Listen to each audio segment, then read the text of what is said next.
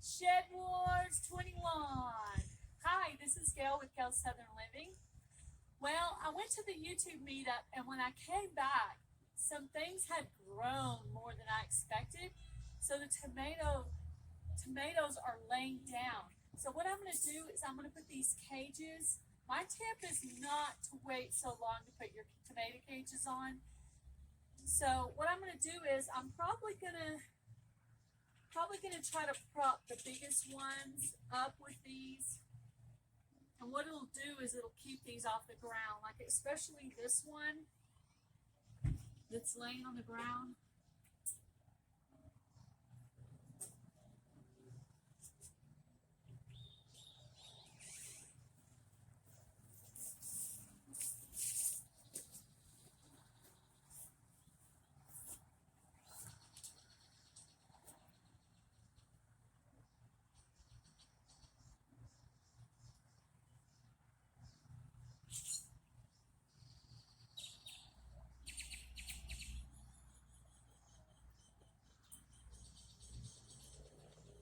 Now these are regular beefsteak tomatoes. They were planted from seed. There's lots of flowers on them. I have a little bit of trouble here on this one. It's kind of, since this is a cement raised bed, it is kind of cutting into that there. So I'm going to have to move it over a little. But I think I'll do some trimming on the bottom of the plant, some of the leaves. That way the growing will come up here to the top where the tomatoes will be.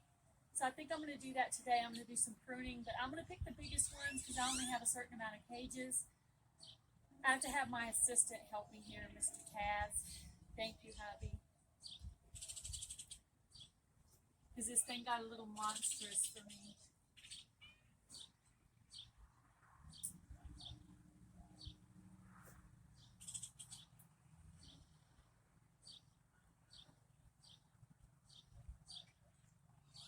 Now underneath my tomatoes, I planted basil in this bed for companion planting. It's supposed to mask the smell of the tomatoes so that they don't get attacked by bugs. So far so good.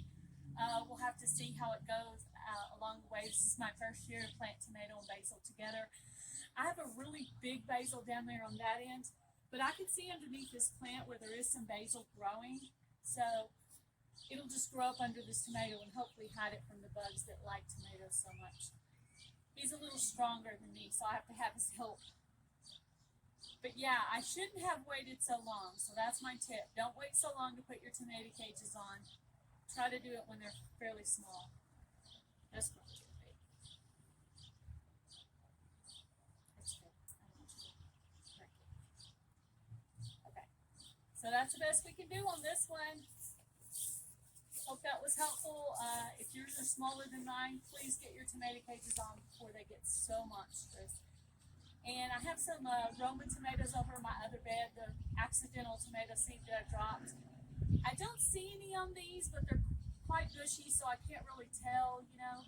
They're so big right now, but it seemed like they grew a foot while I was out of town. So I just wanted to give you guys this tip on getting your tomato cages on before it's this hard.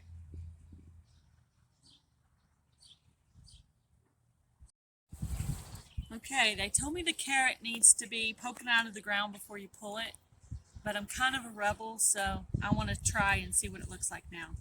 So I'm going to pull one of these carrots. Let's see how long it is. Oh, look at there. It probably did need longer to grow, but not bad. Look at the shape of that. That's funny. All right, thanks.